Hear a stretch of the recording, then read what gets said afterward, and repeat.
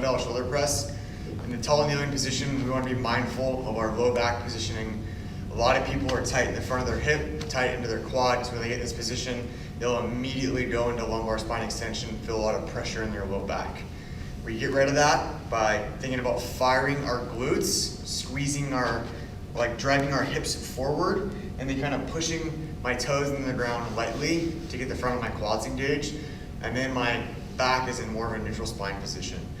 With the press, the second they bring their dumbbells up, they lose the arch, or they lose the tension in their glutes and go back to that arched position. So be really mindful about keeping engaged from kind of like your hip bone down to the ground, so we're setting you up with a good foundation to press from.